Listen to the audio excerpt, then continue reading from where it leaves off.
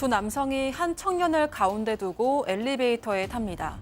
앳된 얼굴의 청년은 어리둥절한 표정으로 어딘가에 끌려가는데요. 도착한 곳은 한 경찰서 안. 수사관은 곧장 누군가의 행방을 추궁합니다. 하지만 청년은 아무것도 모른다며 억울함을 호소하는데요. 오늘 사건 연구소의 키워드는 아들의 비밀입니다. 자, 양 변호사님, 지난 2013년 여름 한 여성이 다급한 목소리로 경찰에 전화를 하면서 시작됩니다. 네, 그렇습니다. 그 여성이 경찰에 뭐라고 했냐면 아버지가 연락이 안 된다라고 전화를 한 겁니다. 보름 정도. 그래서 그 아버지 같은 경우는 이제 수원에 있는 한 아파트에서 혼자 살고 있는 55세 남성이었거든요. 근데 아파트를 찾아가 보니까 정말로 이상했던 게 아버지는 안 계시는데 수상한 흔적들이 좀 있었어요. 첫 번째로 그 아파트, 혼자 사는 아파트인데 1억 9천만 원의 매물로 나와 있었다라는 것이고요. 또 집안에서 유심칩이 분리가 된 상태로 아버지 휴대전화가 발견이 됐는데 또한 집안에 뭐가 있었냐면 아들 앞으로 된 아버지 위임장 그리고 인감증명서가 발견이 됐습니다.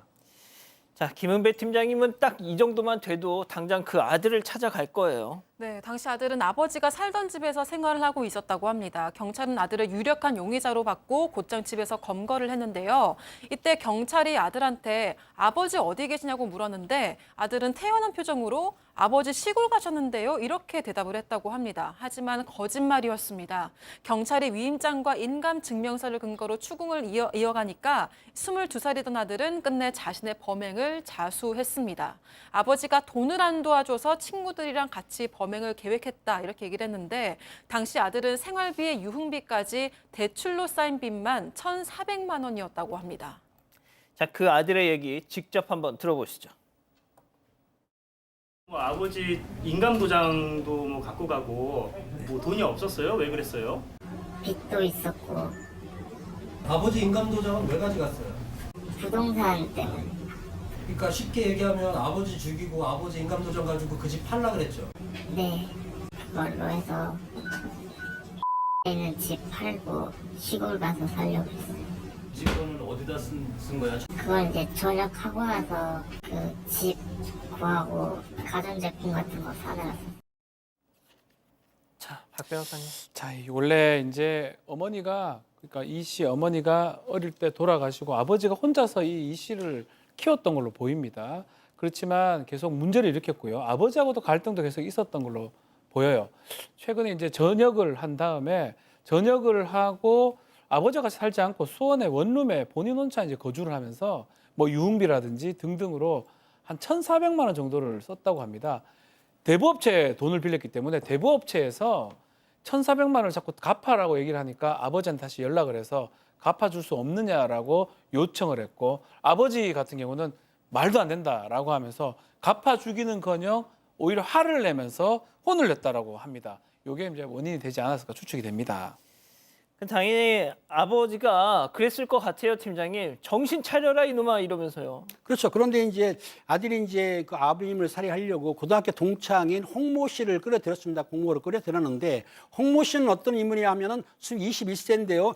뚜렷한 직업이 없어요. 그리고 빚이 1,000만 원 정도 있었는데 그 이 씨가 홍 씨한테 뭐라고 하냐면 내가 아버님을 같이 살해하게 되면은 1,000만 원 빚을 갚아주고 자동차도 사줄게. 이렇게 하니까는 그 제안을 홍모 씨가 받아들여가지고 범행을 실행하게 됐는데요. 그런데 이게 이상한 일이 있습니다. 하나가 더 뭐냐면 추가로 공범 2명을 더 끌어들였는데 그 공범 2명의 사항이 참 이상합니다. 왜냐하면 그 이모 씨 있지 않습니까? 이모 씨의 여자친구인 15살의 그 배모 양을 끌어들였고요. 또 홍 씨의 여자친구인 16살의 정모양을 끌어들였기 때문에 공범이 4명이 된 겁니다. 그런데 그 여성 2명은 중학교, 고등학교를 중퇴한 여성이 있기 때문에 그 4명이 합동을 해가지고 범행을 했던 것이죠.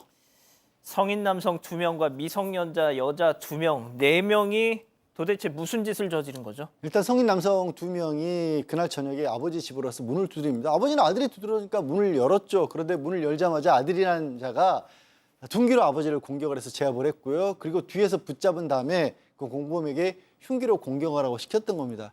그러고 나서는 정말 뭐 끔찍한 범행이 이루어졌고 제가 차마 전해드릴 수는 없는데요. 그 아버지가 숨진 다음에 시신을 여행용 가방에 담아서 근처 PC방에서 기다리고 있던 그 앞서의 2명의 여자친구 있죠. 그렇게 4명이 택시를 타고 나주로 갑니다. 아버지 카드로 택시비 30만 원 결제를 했고요. 그리고 나중에는 한 저수지에 아버지 시신을 유기했던 겁니다.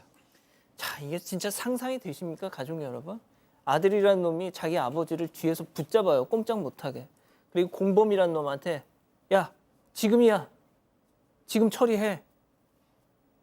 근데 이 자식들이 법정에 가서는 또 막 서로한테 책임을 떠넘겼다면서요? 맞습니다. 법정에선 공범 홍 씨는 이 씨와 함께 범행을 저지른 건 맞지만 직접 흉기를 휘두른 건 내가 아니라 이 씨다라면서 혐의를 일부 부인했습니다. 반면 이 씨는 나도 찔렀고 홍 씨도 찔렀다면서 진술이 엇갈렸는데요. 이뿐만 아니라 시신 유기에 가담한 혐의로 기소된 두 사람의 여자친구 정양과 배양도 전반적인 공소 사실을 인정한다면서도 범행 도구와 시신을 가방에 넣은 건 우리가 아니라 이 씨와 홍 씨다 이렇게 주장하기도 했습니다. 자, 다시 한번 말씀드리지만 당시 아들이라는 이 씨 22, 공범 홍 씨 21, 그리고 이들의 여자친구 15, 16. 참 진짜 어처구니가 없습니다. 자, 존속 살해죄입니다. 아버지를 사망케 했지 않습니까? 존속 살해는 사형 무기 7년 이상의 징역을 처할 수 있는데 존속 살해임에도 불구하고 재질 자체도 매우 안 좋다고 재판부는 봤던 것 같습니다. 특히 범행 후에 태연이 아버지 집에서 그냥 아무 일 없었던 것이 그냥 살아갔다는 점도 있고요. 그리고 유족들도 이거는 사형 선고하는 게 맞다. 유족들이 가족들이죠, 어떻게 보면 유족들. 와. 또 범행으로 인해서 이 사회적 해악이 매우 크기 때문에 무기징역을 선고를 했습니다. 그리고 공범의 경우도 마찬가지입니다. 친구 이제 홍 씨인데 이 사람도 2011년도에 아동 성폭행 혐의로 집행유예 판결이 있는데도 그럼에도 불구하고 자숙하지 않고 또다시 범행을 저질렀기 때문에 징역 30년에 20년 전자발찌 부착 명령을 선고를 했습니다. 두 사람은 이제 이렇게 선고가 됐는데 이 두 명의 여자친구는 미성년자였습니다. 그리고 범행 가담 정도가 좀 경미하고 나이가 어리기 때문에 이 두 사람은 당시 소년부에 송치를 했습니다. 양 변호사님, 저희가 보통 이렇게 가족 간의 이런 사건들 보면은 그래도 그 정말 혈연이 뭐라고 하면서 정말 선처해달라 막 이래서 그런 걸 전해드리면서 저희도 이게 말이 되냐 막 이렇게 흥분했는데 세상에 보십시오. 가족들이 사형을 선고해달라고 했답니다. 도저히 아까 말씀드렸다시피 범행이 너무나 끔찍한 상황이었고요. 그리고 기껏 원했다러 가는 게 그 돈 1,400만 원. 그래서 자기는 아버지를 해치고 나서 그걸로 친구들끼리 어디가 살겠다는 그런 계획들이 나오는 상황에서 어느 가족이라고 해서 그거를 용서할 수 있겠습니까? 사형을 뭐 차라리, 그리고 가족들도 그런 생각을 하셨을 거예요. 개인적인 문제도 있지만 교화가 가능할까? 내 자식이지만 사회에 나와서 또 이런 짓을 저지르지 않을까?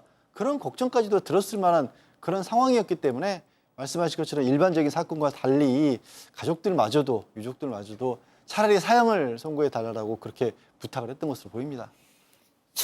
그렇군요.